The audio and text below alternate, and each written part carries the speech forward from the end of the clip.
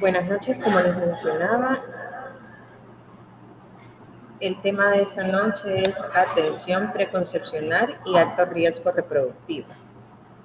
Los objetivos de este tema, básicamente nos podemos enfocar en estas tres cosas: poder diferenciar los conceptos de atención preconcepcional y alto riesgo reproductivo, describir los factores de riesgo que sean modificables y no modificables en mujeres en edad fértil, y detectar de forma oportuna los criterios de riesgo para poder hacer una referencia oportuna con especialistas y subespecialistas.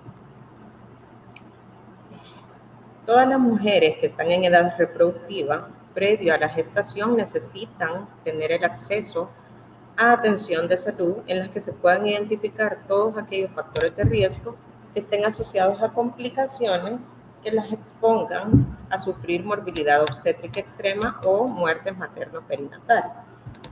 El objetivo de este tema es poder lograr en todas nuestras pacientes un estado de bienestar óptimo para que favorezca el desarrollo de un futuro embarazo. Acá podemos ver datos que nos muestran el porcentaje de muertes maternas que tuvimos para el 2022 y 2023, siendo para el 2023 un 54% de estas muertes prevenibles. Vamos a iniciar hablando sobre la atención preconcepcional. La atención preconcepcional la vamos a definir como todas aquellas atenciones que brindamos a las mujeres que se encuentran en edad reproductiva, entre los 18 y 49 años, previo al embarazo, para poder identificar riesgos potenciales que pueden llegar a desarrollarse durante la gestación.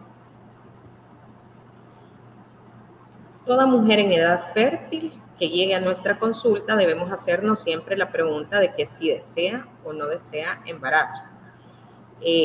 Si la paciente no desea embarazo, esta es una oportunidad para referir la consulta preconcepcional. Ya vamos a hablar más adelante cómo funciona esto.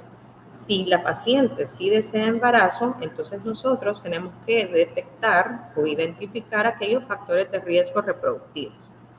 Si nuestra paciente no posee ningún riesgo reproductivo, podemos hacer una referencia a la consulta preconcepcional. Pero si la paciente tiene algún factor de riesgo, en ese caso se debe referir a clínica de alto riesgo reproductivo, que esto lo veremos más adelante. Dentro de la atención preconcepcional, el personal de salud debe realizar distintas intervenciones. Esto lo hemos sacado en base a los lineamientos técnicos para la atención preconcepcional y alto riesgo reproductivo. Por lo tanto, pues vamos a recordar que se nos da actividades que deben de formar parte de la consulta y que con eso también pues nos dan algunos tiempos. El tiempo para una atención o para una inscripción de una paciente para atención preconcepcional es de 45 minutos y los controles subsecuentes son de 30 minutos. Dentro de estas actividades, pues está la búsqueda activa de mujeres que están en edad fértil, recordemos el dato, de entre 18 hasta los 49 años de edad, que desean un embarazo en los próximos 6 a 12 meses. Identificar el riesgo reproductivo de las mujeres con patologías y hacer una referencia oportuna a la consulta de alto riesgo reproductivo para hacer una atención multidisciplinaria e identificar el momento oportuno en el que ellas puedan embarazarse. Entonces, ya que hablamos sobre la identificación de estos factores de riesgo, pues es importante que mencionemos qué es el riesgo reproductivo. Esta es la probabilidad de que una mujer en edad fértil o que su hijo sufra un evento adverso durante el embarazo, durante el parto o durante el puerperio. Esto se puede ver a factores biológicos, sociales, familiares o comportamientos sexuales de riesgo. Más adelante vamos a mencionar cada uno de ellos y cuál es la recomendación que tenemos para los mismos. Oportunidades para ofrecer atención preconcepcional, ya que el rango que nos dicen de pacientes entre los 18 y los 49 años que desean embarazo, pues es bastante ancho, ¿verdad? Entonces, si ustedes les llega a su consulta en cualquiera de los niveles que nos encontremos, hay distintas oportunidades en las que nosotros podemos ofrecer una atención preconcepcional. Una de ellas es cuando se reporta una prueba de embarazo negativa, junto a la respectiva consejería y atención. Una mujer en edad fértil que consulta para solicitar métodos anticonceptivos, aunque esto parezca contradictorio, en ese es el momento para que nosotros también hablemos, ya que muchas veces buscan métodos anticonceptivos ya teniendo en cuenta en qué momento ella y su pareja desean buscar posteriormente un embarazo. Mujeres en edad fértil que no tengan métodos de planificación, cuando una paciente consulta por una enfermedad de transmisión sexual o con pruebas de VIH, también es otra oportunidad. Cuando consultan por enfermedades o patologías crónicas, es decir, que esto, como veremos más adelante, no es exclusivo de los médicos ginecólogos, sino que también pues vamos a tener referencia de médicos de otras ramas o médicos generales, médicos de familia, quienes también pueden estar capacitados para dar ese tipo de consulta. Después de un control posaborto o control postparto, o en cuanto a la consulta general o servicios de apoyo, es decir, desde nutrición, psicología u odontología. Dentro de las actividades que mencionaba para hacer una adecuada consulta preconcepcional, como mencioné anteriormente, la inscripción que se da 45 minutos y las atenciones subsecuentes que se dan durante 30 minutos.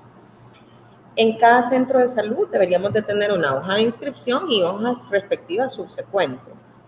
Si nosotros detectamos alguno de los factores de riesgo, pues debemos de referir a las clínicas de alto riesgo reproductivo. Tenemos que garantizar o notar si tiene el esquema de vacunación vigente, buscar factores de riesgo. El control subsecuente se recomienda que sea idealmente cada mes, caso al menos el primero tiene que ser al mes, y caso contrario, pues al menos cada 2 meses. El reporte de exámenes, que es el control subsecuente inicial, idealmente en 30 días. Si hay factor de riesgo y desea embarazo, en ese momento nosotros colocamos o ofertamos a la paciente un método de planificación familiar y hacemos la referencia a una clínica de alto riesgo reproductivo. Si igual detectamos nosotros un factor de riesgo, pero no desea la paciente en ese momento un embarazo, siempre ofrecemos un método de planificación familiar y la dejamos citada en 6 a 12 meses. Idealmente también debemos de asegurar que se cumple el método anticonceptivo en el lugar de atención. Sin embargo, si no tenemos las capacidades para poder realizarlo, en esos casos sí está justificable que se puede enviar, si no, al centro que le corresponde. El proceso de atención en una consulta preconcepcional debe de incluir una historia clínica. Esto ya está incluido en las hojas que tenemos de inscripción y debe de ser completa.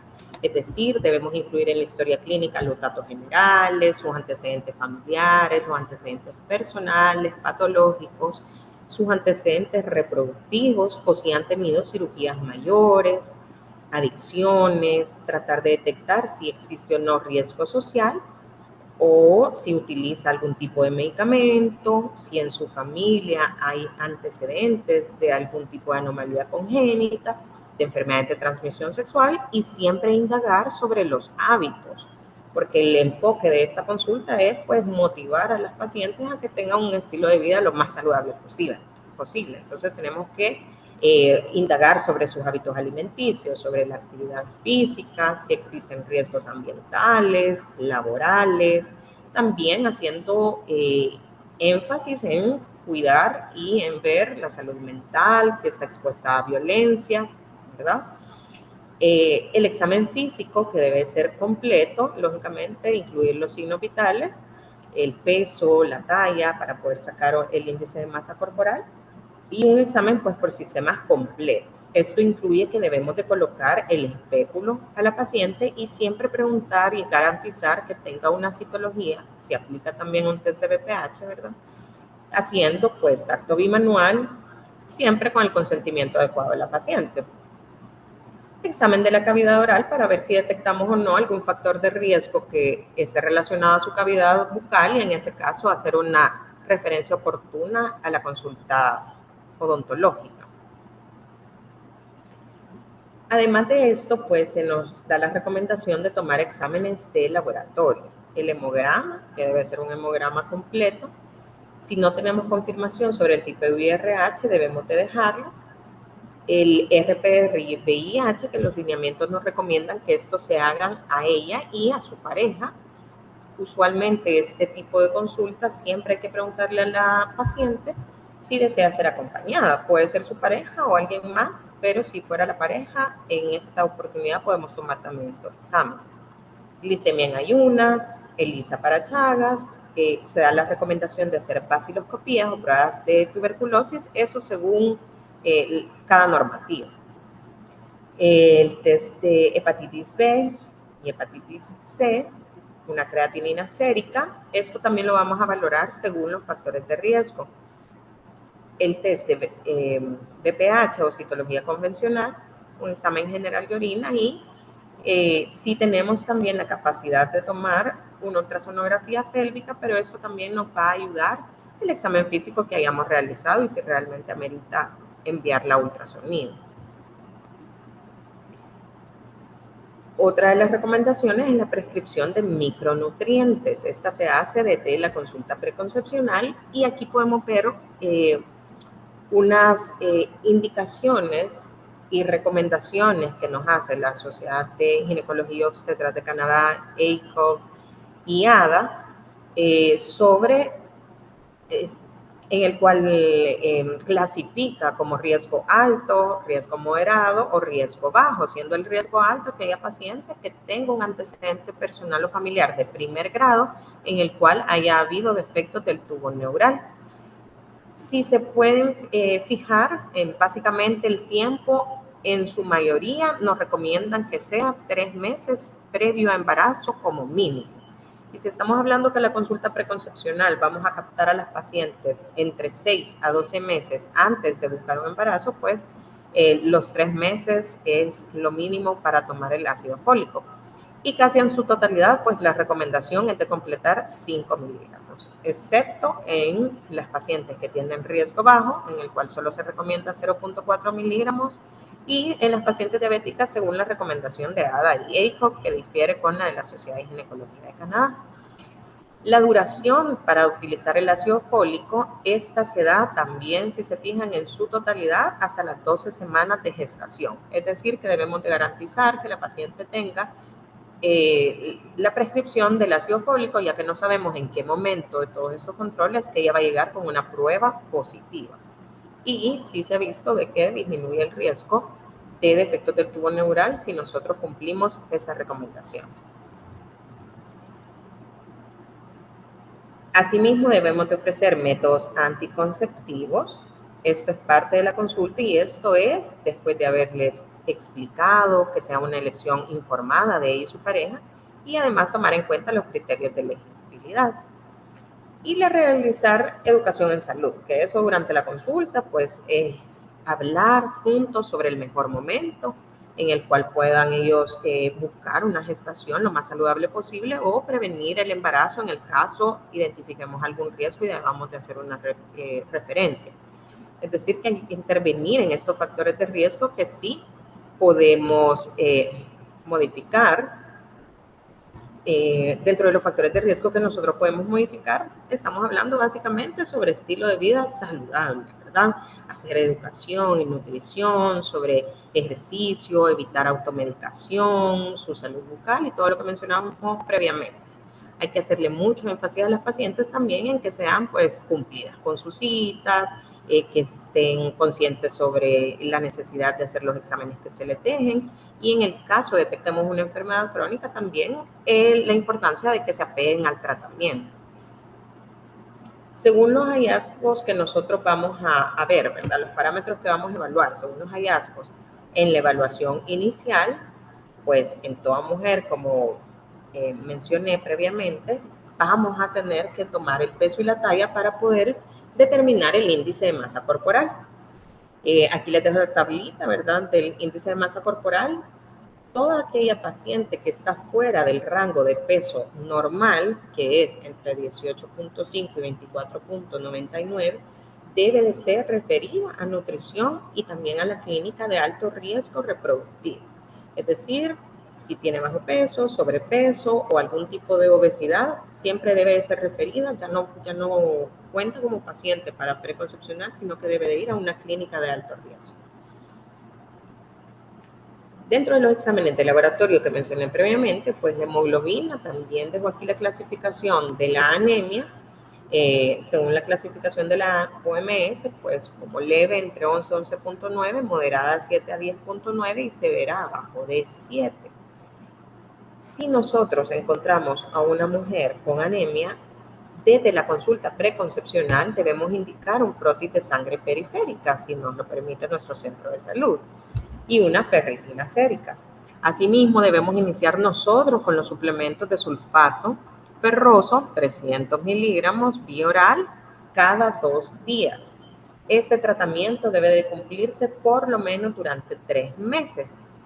También, si encontramos anemia, es importante hacer una referencia oportuna al nutricionista y nosotros darle seguimiento siempre en la consulta preconcepcional en un aproximado de 6 semanas con un nuevo hemograma. Si acaso no tenemos la capacidad en nuestro centro de salud para poder hacer estos estudios, sí es válido poder hacer una referencia a un segundo o a tercer nivel para completar el estudio. Caso contrario, nosotros podemos ver el examen control, explicarle a las mujeres, ¿verdad? Orientarlas sobre la importancia del uso del sulfato ferroso. Y si la anemia persiste en nuestros exámenes control o hay anormalidades en el frotis de sangre periférica, sí se debe de ser referida entonces a la clínica de alto riesgo reproductivo. Abajo, pues esto es importante. Nosotros estamos tratando de buscar el momento ideal para que la mujer se embarace. No debe de estar anémica al momento de embarazarse porque esto incrementa los riesgos de morbimortalidad materna e infantil, ¿verdad? Dentro de otros exámenes que mencioné, el tipo IRH, si la mujer fuera RH negativo, entonces debemos indicar tipo IRH a su pareja. Esto para ver si la pareja llegara a ser positivo y ella es negativo, pues siempre se refiere a la clínica de alto riesgo reproductivo para indicar las pruebas de CUMS indirecto o anticuerpos según sea lo que amerite. En el caso de VIH, aquí sí, ¿verdad? Si está VIH positivo, de inmediato hay que mandarla siempre a la clínica de alto riesgo reproductivo y además a la clínica de servicios integrales si la paciente no conocía sobre su caso. Si nos sale positivo sífilis a partir del reactivo débil, es decir, diluciones abajo de 1 en 8, ya se considera positivo. Si yo tengo un caso de sífilis positivo, todavía puedo verla en la consulta preconcepcional. Solamente debo de iniciarle tratamiento, el mismo tratamiento con penicilina benzatínica, los 2.4 millones de unidades intramusculares cada semana, el número de 3. Y también damos tratamiento a la pareja. Si hay alergia a la penicilina, siempre tenemos las alternativas. Si yo, a pesar de haber dado el tratamiento durante mis controles, la dilución no ha disminuido, en esos casos sí amerita una referencia a la clínica de alto riesgo reproductivo. Caso contrario, yo puedo continuar con mi paciente en preconcepcional. Y en el caso de glucosa, pues aquí nada más vamos a considerar anormal, una glucosa en ayunas mayor o igual a 126 miligramos por decilitro. Y en estos casos hacemos el diagnóstico de diabetes, por lo tanto, no solo vamos a referir para la clínica de alto riesgo reproductivo, sino que también vamos a referir a nutrición y a medicina interna para poder ver si la enfermedad está o no está compensada.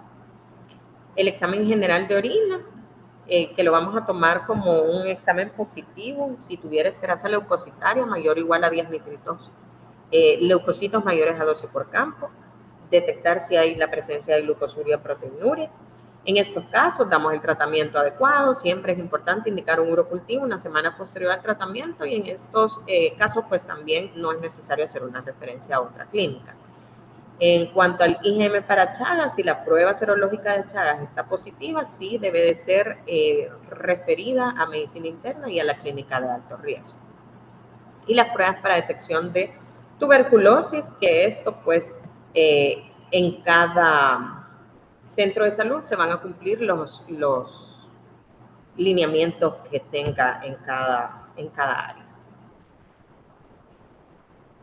Según los criterios que nosotros vamos a considerar, porque entonces podemos decir, bueno, la paciente quiere embarazarse o a mí me llegó como según el algoritmo que vimos más arriba, nos mencionaba de que una mujer puede no desear embarazo, ¿verdad? Y que también entonces debemos de darle la atención preconcepcional o que tiene algún método. Entonces, hay criterios que nos permiten continuar la consulta preconcepcional antes de hacer retorno, en el caso seamos un segundo o tercer nivel, o en el caso, pues, hagamos una finalización de la consulta porque no la vamos a tener durante 10 años, ¿verdad? Sino que estos son los parámetros que vamos a tomar en cuenta para finalizar la atención preconcepcional. Básicamente, los controles subsecuentes van a permanecer en un tiempo de aproximadamente un año. Tenemos que garantizar que existe la permanencia de un cónyuge o el compañero de vida, vea que está presente, y que ahí la atención preconcepcional pues no debería de sobrepasar un año. Si la paciente está buscando activamente el embarazo sin algún método anticonceptivo, pues se puede considerar entonces la referencia para evaluación por infertilidad, ya sea masculina o femenina. Ahora, sobre la consulta de alto riesgo reproductivo, esta sí tiene como objetivo ya corregir o eliminar todos los factores de riesgo que me comprometan la vida, tanto de la mujer o de su futuro bebé, ya sea presentando un embarazo y así obtener las mejores condiciones, reduciendo cualquier tipo de complicación para ambos, ¿verdad? O sea, lo que queremos es reducir la probabilidad de que mamá o bebé puedan enfermar o morir. El flujo de pacientes, en este caso, si se fijaban en la consulta preconcepcional, básicamente era la oportunidad en cualquier consulta de una mujer en edad fértil, ¿sí? En las clínicas, en cambio, de alto riesgo reproductivo, esto debería de ser mucho más controlado, ya que vienen, sí, por demanda espontánea, si la usuaria sabe que tiene alguna enfermedad y desea buscar atención de alto riesgo reproductivo. Cualquier mujer en edad fértil que tenga patologías crónicas ya identificadas o que vengan como referencia directa de una consulta preconcepcional, que así debería de ser, ¿no? Ahora, hablando sobre la consulta de alto riesgo reproductivo, pues el profesional de la salud definitivamente debe de hacer una orientación hacia la paciente, hacia su familiar, de que el embarazo en ese momento debe ser postergado mientras terminamos de estudiar o mientras se hacen las evaluaciones correspondientes, porque lo que queremos es que la señora se encuentre en las mejores condiciones posibles para de esa manera disminuir todo el riesgo que pueda presentar. En estos casos, pues nosotros sí tenemos la oportunidad de ofrecer siempre consejería sobre métodos anticonceptivos que sean seguros, que sean elegibles según las condiciones médicas que tengan las usuarias, hasta que podamos decir que sí es apta para un embarazo. Entonces, los factores de riesgo y manejo que nosotros tenemos que ver, realmente aquí hay muchísimas. Yo se los he resumido un poquito porque nos vamos a enfocar en las enfermedades que son no transmisibles, también vamos a ver más adelante las enfermedades que sí son transmisibles, y hay otros factores de riesgo sociales, mentales, específicamente obstétricos y ginecológicos, los cuales pueden encontrar en los lineamientos que también hemos subido a la plataforma, pero aquí vamos a hablar un poquito al menos de cada uno de ellos, ¿verdad? Las enfermedades no transmisibles, algunas de las opciones pues, que vemos más comunes también en la consulta son diabetes mellitus, hipertensión arterial crónica, asma, enfermedad tiroidea. Dentro de estas también está la patología renal, enfermedades cardiovasculares, lupus, antecedentes de anafilaxia, enfermedades dentales o bucales o patologías oncológicas. Cada una de estas tiene complicaciones asociadas y cada una de estas tiene su propia conducta a seguir. En el caso de la diabetes mellitus, que es una de las más comunes que podemos ver en pacientes que desean un embarazo, hay que explicarles a las señoras y a la pareja para que ellos también tomen una decisión pues informados sobre la posibilidad y los riesgos que existen de que presenten anomalías congénitas, que tienen mayor chance de presentar abortos o que durante el embarazo o posparto puedan presentar preeclampsia, que su embarazo puede tener macrosomía, partos prematuros, ¿verdad? Y también debemos de explicarles, y esto es muy importante en cada una de estas enfermedades, hay que ver qué riesgo puede presentar cada uno de los medicamentos que están tomando ellas. por ejemplo, en la diabetes mellitus, pues recordarles y hacer énfasis en que los hipoglicemiantes orales también pueden ser teratogénicos y que idealmente nosotros debemos recomendar no embarazar a esta paciente hasta que la hemoglobina glicosilada esté abajo de 6.5%. Nosotros debemos al capturar a una paciente que tiene alguna de estas patologías, básicamente lo que tenemos es que tratar de completar las evaluaciones, dejar exámenes según cada una de las patologías y hacer la respectiva referencia a los especialistas o subespecialistas y apoyarnos de ellos para saber cuándo es el momento ideal en el que ella puede embarazarse. En el caso de la diabetes, si desea embarazo, casi siempre la recomendación es que cambiemos esos hipoglicemiantes orales por insulina, pero si se mantienen los hipoglicemiantes, pues tratar de hacer las evaluaciones pertinentes para ser lo más controlado posible y siempre apoyarnos de los otros servicios, como por ejemplo nutrición. En el caso de hipertensión arterial, pues todos conocemos los riesgos que tiene una paciente ya conocida como hipertensa crónica, siendo uno de los principales el riesgo que tiene a presentar una preeclampsia sobreagregada, a presentar un RCIU, partos prematuros y a los propios riesgos que tiene cada uno de los medicamentos que se deben utilizar. Entonces también debemos de recomendar, como en nuestro primer abordaje con la usuaria, es básicamente detectar en qué nivel está su enfermedad, qué tan avanzada estamos, si está estable, si no está estable. Y en ese momento nuestra recomendación inicial siempre sería no embarazarse, porque lo que queremos es garantizar que la enfermedad esté estable y eso también nos lo va a garantizar teniendo el adecuado seguimiento en el caso de diabetes, hipertensión, pues con el internista. Si las presiones arteriales no están abajo de 140/90, tenemos que postergar el embarazo y siempre hacer las respectivas evaluaciones. Nos podemos apoyar también del cardiólogo y siempre hacer todos los estudios complementarios. En el caso del asma, apoyarnos siempre del neumólogo, explicarle todos los riesgos que podemos tener, tanto maternos como neonatales, ¿verdad? O fetales. Y lo que queremos es igual, que mientras el asma no esté bien controlada, no se embaraza. Las enfermedades tiroideas, que cada uno tiene su riesgo, el hipertiroidismo y el hipotiroidismo, tanto aborto, preeclampsia, RCIU, y en estos la enfermedad debe estar controlada, es decir, necesitamos indicar pruebas tiroideas para que podamos dar referencia o evaluación para el internista o el endocrinólogo. En el caso de epilepsia, porque llegan bastantes usuarias que de repente han presentado y tienen crisis o han presentado convulsiones recientes o que están con una polifarmacia, ¿verdad? Entonces, en esos casos hay que hacer énfasis en que hay que llevarnos de la mano en el caso de pues, los neurólogos y el momento ideal para que una paciente con epilepsia pueda pues, tener un embarazo es tratar de conseguir la monoterapia y la menor dosis posible. Y así en cada una de las patologías podemos revisar en los lineamientos cuáles son las recomendaciones que se dan y los riesgos que podemos tener en cada una de ellas y cómo podemos ir postergando este embarazo hasta poder estabilizar. Dentro de las enfermedades transmisibles, siendo VIH, sífilis, Zika, enfermedades de Chagas y toxoplasmosis, las que mencionan dentro de los lineamientos, pues el VIH, hacer énfasis sobre la transmisión vertical, que se puede dar hasta en el 40%, si estamos hablando de intrauterino y intraparto, que también tiene alto riesgo, aún así, pues en la lactancia materna. Lo que queremos es hacerle la educación a la usuaria de que no se embarace hasta lograr los niveles recomendados de CD4, es decir, y de carga viral nula, para poder.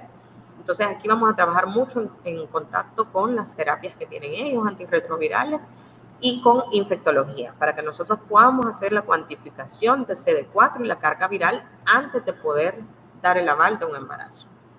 Sífilis, que está asociado a abortos, muerte fetal, muerte neonatal, siempre vamos a recomendar no embarazarse hasta que consideremos a la mujer sana o curada.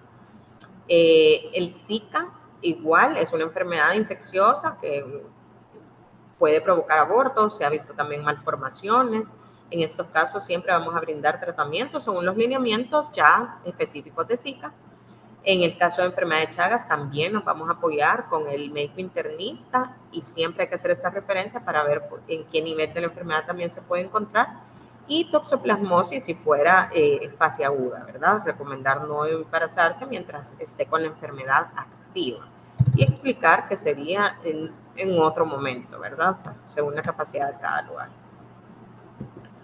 Dentro de los factores de riesgo generales, pues hay unos factores, como mencioné al inicio, que simplemente no se pueden modificar. Entonces, en estos casos sí hay que hacer una adecuada educación para que las pacientes pues sepan a lo que se van a arriesgar en el caso busquemos siempre un embarazo. Entonces es importante saber la edad de la pareja, porque la edad paterna avanzada, arriba de los 40 años, también hay que explicarles que tienen el riesgo de presentar mutaciones de novo, aneuploidías, y eso también puede terminar en otras anormalidades fetales.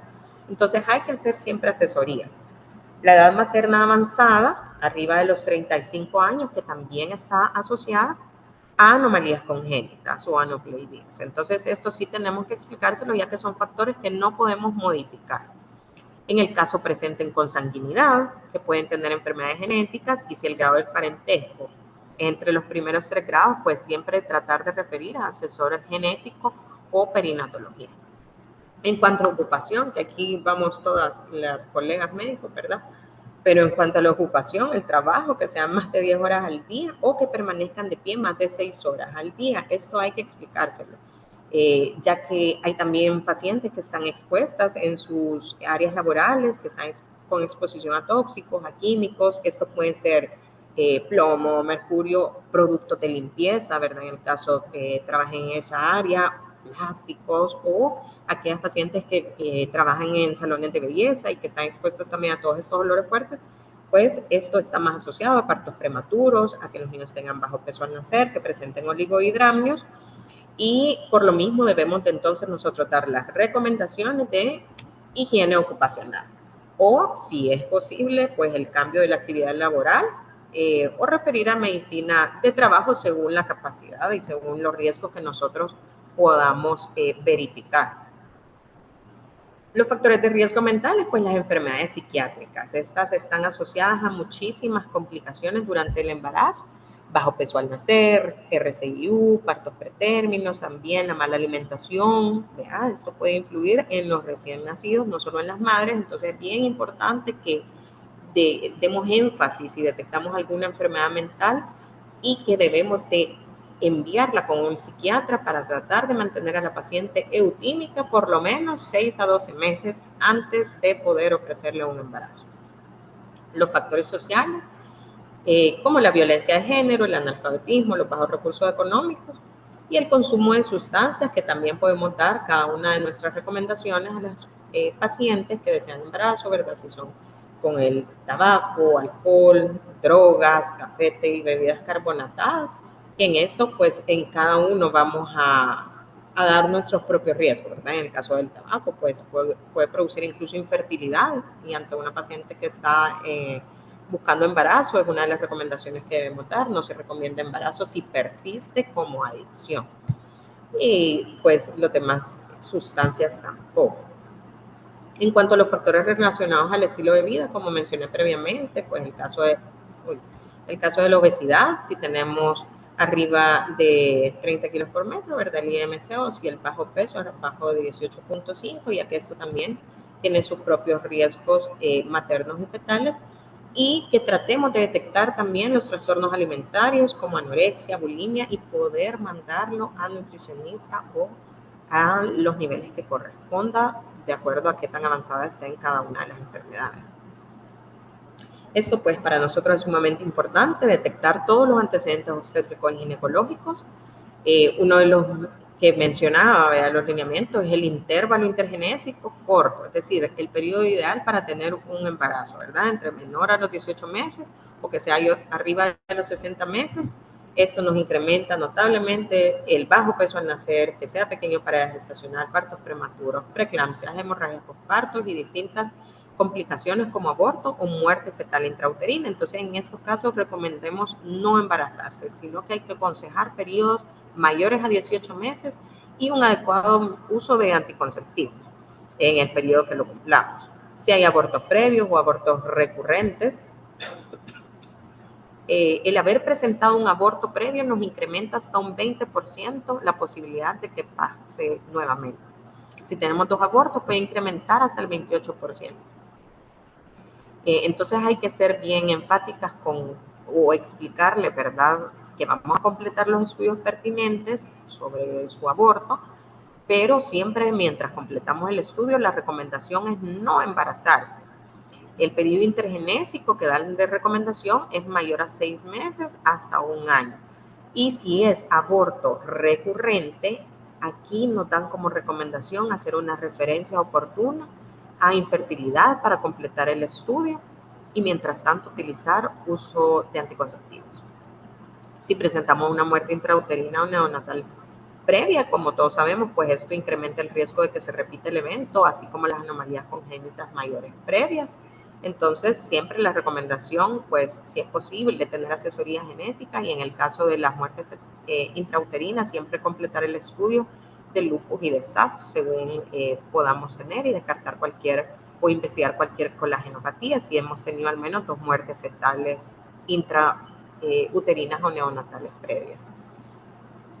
El RCIU, que también tiene riesgo de que se repita, y en el caso de preeclampsia, el riesgo de que se repita, y la alta morbimortalidad materna y perinatal que todos conocemos, ¿verdad? Entonces, hay que buscar e indagar todos los comórbidos que puedan estar asociados a que haya presentado previamente preeclampsia.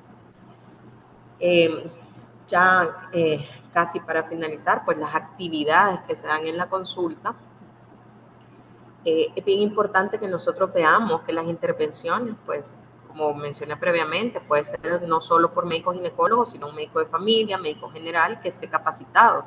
Y en estas intervenciones se menciona permitir el acompañamiento, llenar la hoja de inscripción, como mencioné, completar el examen físico y definir junto a la pareja o a la mujer la conducta a seguir según el deseo reproductivo y su estado actual de riesgo. Es decir, que eso lo vamos a saber dependiendo de cada una de las pacientes y en qué etapa de las enfermedades puedan presentarse. Siempre es importante que demos una consejería integral. Es decir, nosotros podemos y debemos dar recomendaciones sobre postergar, retrasar, incluso podemos contraindicar el embarazo si no tenemos las evaluaciones de los especialistas pertinentes o sabemos que va a poner en alto riesgo a la mujer o a su futuro bebé. Las interconsultas con diferentes especialidades de forma oportuna y detectar cualquier otro factor de riesgo. Como siempre, pues indicar las pruebas complementarias de laboratorio o de gabinete según la capacidad que tengamos en cada uno y a todas las mujeres pues ofrecer el tamizaje de cáncer de cervix y BPH si está entre los 30 y 49 años y la citología convencional si está entre los 20 y 49 años. Si la mujer desea un embarazo pero no cumple una condición óptima en ese momento, yo debo de ofrecer una consejería de anticonceptivos para que en conjunto podamos elegir un método.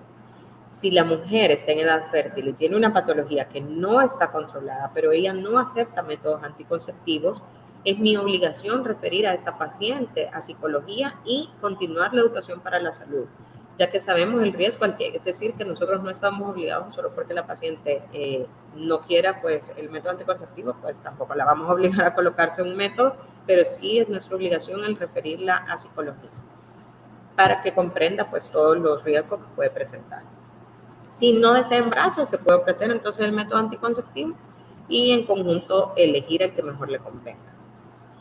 Siempre es importante hacer una retroalimentación adecuada al primer nivel de atención o especialidad interconsultante. Es decir, si a mí me han referido una paciente preconcepcional y yo hago un retorno, yo debo de hacer un llenado adecuado en mi papelería para retroalimentar y indicar si ella puede o no continuar sus controles en un primer nivel de atención.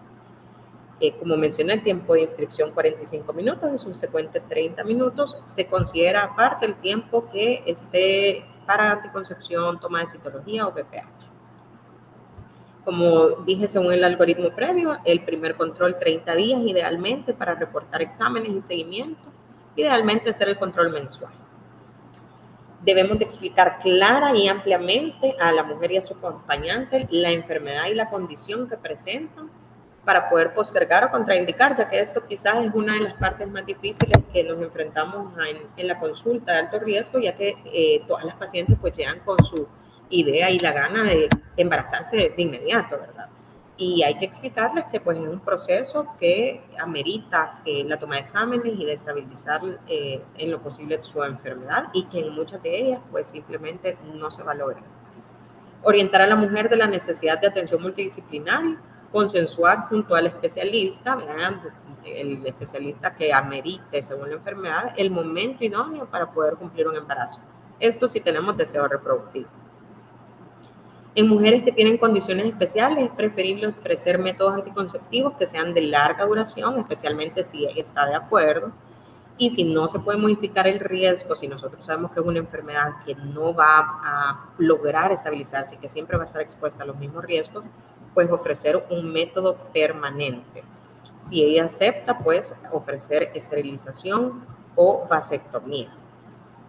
Y brindar la consejería sobre el tamizaje y transmisión de VPH si detectamos que tienen alto riesgo reproductivo y múltiples parejas sexuales.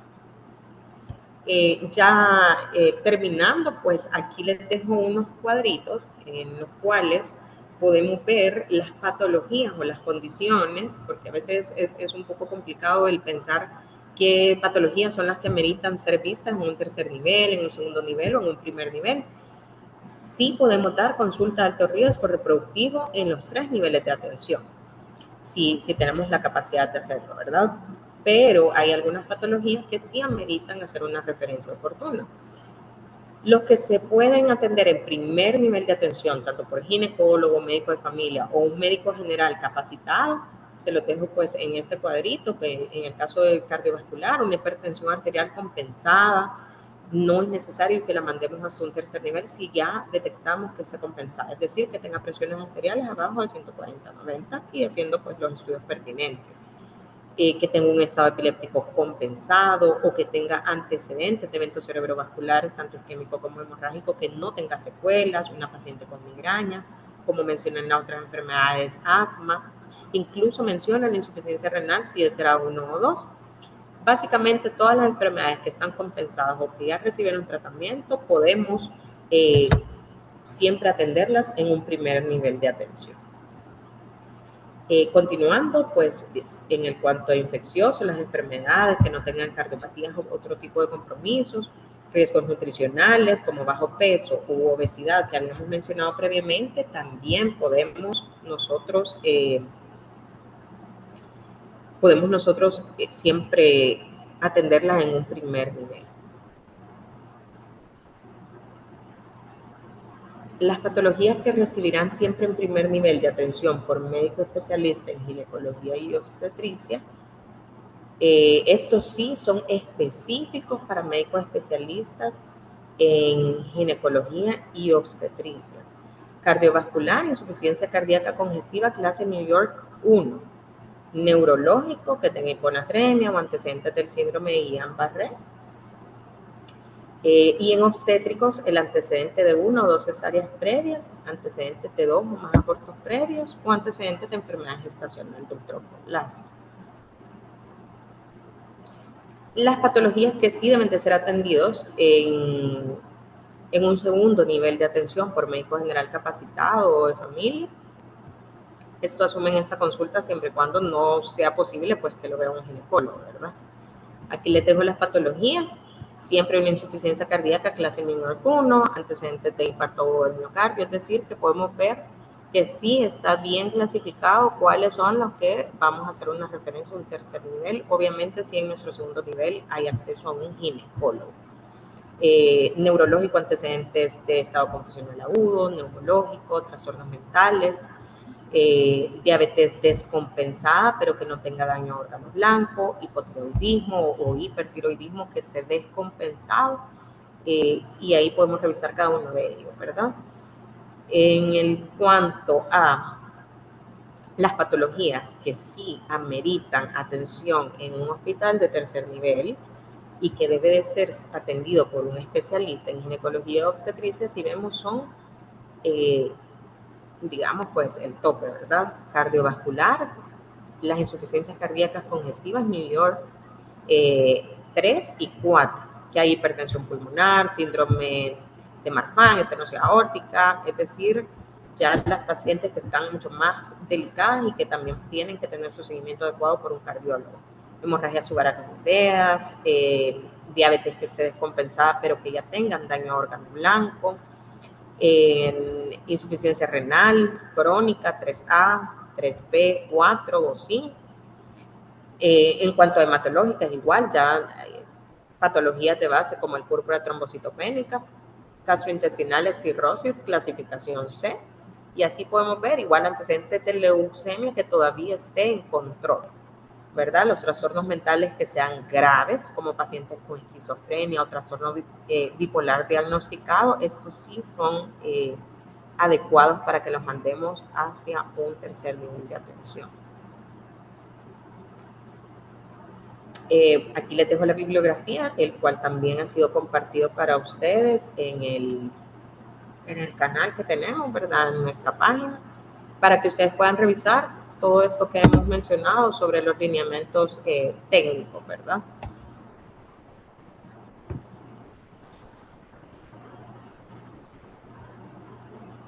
Y por el momento eso sería todo. Gracias, doctora. Hay un par de preguntas que quisiera Sí, ir compartiendo.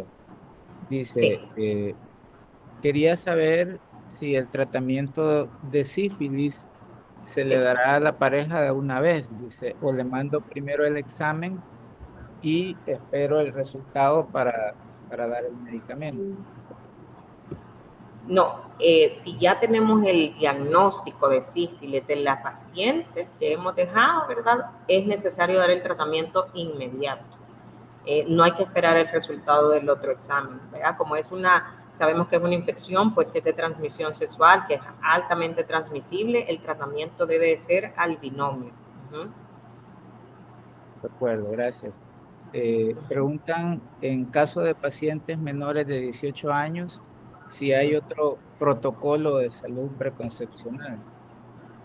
Eh, la edad que mencionan los lineamientos es entre los 18 y los 49 años. No se le da consejería preconcepcional a las menores de 18 años. Se cumplen pues lineamientos de adolescentes. En los casos de las adolescentes se aborda como un alto riesgo reproductivo, pero realmente no tenemos, o sea, no tenemos nada así como en práctica, ¿verdad? Para ver la salud sexual realmente en los adolescentes, o sea, no las incluye dentro de este lineamiento. En las pacientes de riesgo, por ejemplo, habla aquí pacientes con antecedentes de 2 abortos. Sí. ¿Estaría indicado iniciarle la aspirina previo a que se embarace?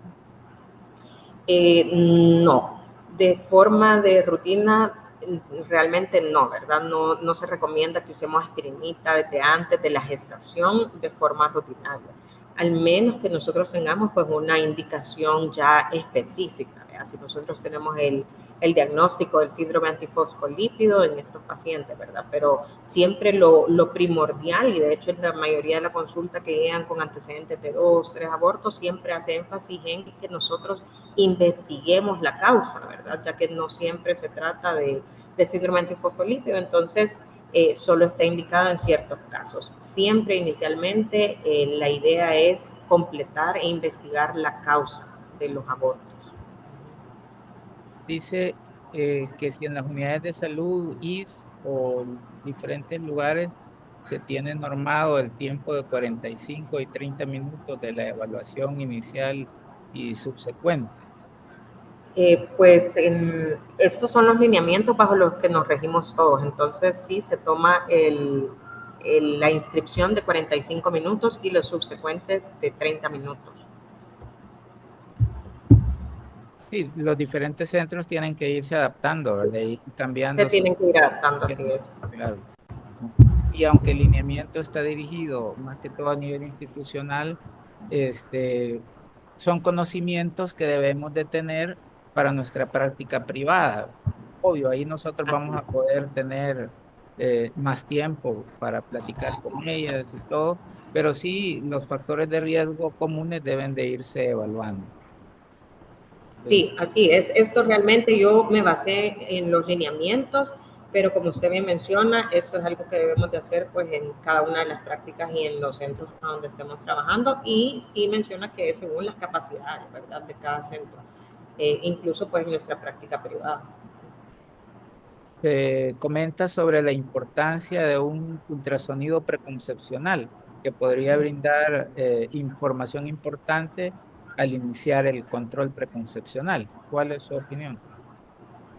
Realmente sí hacía bastante énfasis de que sí se puede tomar, mas sin embargo no es indispensable, ya que lo primordial es realizar un examen pélvico, que nosotros hagamos un tacto bimanual y que si encontramos algún hallazgo que nos parezca anormal, entonces valorar el uso de ultrasonido. Recordemos que también no tenemos en cada uno de los niveles el acceso a un ultrasonido pélvico. Entonces, solo en los casos que lo ameritan es que lo han recomendado. Si usted tiene acceso a un ultrasonido, pues bienvenido, ¿verdad? Pero no es algo indispensable o más importante que la evaluación clínica que nosotros vamos a realizar haciendo un adecuado examen físico. Dice, en caso de paciente con BPH positivo, si sale embarazada con una citología positiva a lesión intraepitelial de alto grado, es considerable programar una cesárea electiva dentro del Ministerio de Salud y del ISSSTE. Realmente esto no es uno de los objetivos, ¿verdad?, de esta charla. Sin embargo, no está normado como una de las indicaciones de cesárea, ¿verdad? Entonces, sí, el objetivo principal es evitar precisamente llegar a esto, ¿verdad? Sino que nosotros podamos capturar de forma oportuna a las usuarias haciendo un adecuado citología y test de BPH desde el primer control, asegurarnos muchas de las pacientes que podamos llegar a ver de repente son precisamente porque llegan con condilomas o con cualquier otra anormalidad o enfermedad de transmisión sexual en el cual nosotros tenemos la oportunidad de hacer una adecuada consejería y de detectar de forma oportuna. Precisamente el propósito del preconcepcional es evitar tener a una usuaria en estas condiciones, ¿verdad? Sino que tratar de que si tenemos alguna lesión o algo, postergar el embarazo idealmente con algún método anticonceptivo para poder dar el tratamiento que amerite según la complejidad. Sí, igual lo que habría que hacer en este caso es darle seguimiento con visiones colposcópicas a lo largo del embarazo, no tomar biopsia a menos que haya sospecha de invasión y programar la toma de biopsias 8 semanas después del parto, ¿verdad? Para que ya podamos tomar un manejo definitivo. Este, Que es lo que no quisiéramos llegar, ¿verdad? Porque si lo, como digo, si hacemos el control de la forma precoz, pues no deberíamos de tener lesiones de alto grado en el embarazo, ¿verdad? Preguntan si las usuarias con antecedente de 2 o más abortos deberían enviarse a infertilidad. Según los lineamientos, la recomendación es que los abortos recurrentes deben de ser referidos a infertilidad para completar el estudio, ya que muchos de estos, pues, obviamente se cumple también sus propios criterios para poder hacer el estudio también a la pareja. Entonces, sí, dentro de los lineamientos sale que los abortos recurrentes tengan una evaluación por infertilidad. Hay una pregunta por acá, este, sobre la valoración de uso de metformina en pacientes con resistencia a la insulina que se diagnostica en el embarazo temprano, ¿verdad? Cuando no hemos tenido la oportunidad de hacerle una evaluación preconcepcional. En esos casos, si lo estamos haciendo por resistencia a la insulina y hemos conseguido un embarazo, que generalmente pues es porque tienen alteraciones en su periodo menstrual o tienen otros tipos de problemas, ¿verdad? Que precisamente están buscando un embarazo. Pero en ese caso, pues sí, no habla sobre esto en los lineamientos, pero sí nos habla sobre todos los riesgos que puede tener la metformina y el uso de hipoglicemiantes orales, entonces hay que valorar riesgo-beneficio y en este caso, pues al menos a mi criterio, se podría suspender el medicamento, ¿verdad? Diferente en las pacientes que están diabéticas, que como mencioné, idealmente pues se puede hacer el cambio previo al embarazo, así como si dicen, si fue de repente que quedó embarazada y no vimos el preconcepcional, sino que ya no llegó embarazada, valorar el cambio para insulina en el caso de las pacientes diabéticas. Sí, de hecho, estas cosas se salen un poco del tema específico y las vamos a ir abordando poco a poco, ¿verdad? En los próximos temas vamos a abordar diabetes, vamos a abordar preeclampsia y tenemos que ir mezclando también con algunos temas ginecológicos, pero sí tenemos que ir generando ahí la expectativa y preparándonos para lo que va viniendo. Sí. Creo que ya no hay más preguntas. Bueno, Okay. si no hay más preguntas, pues muchas gracias, doctora. Yo sé que es un esfuerzo también para poder compartir. Le agradecemos su presentación. Y antes de retirarnos, les quería mostrar un poco, voy a presentar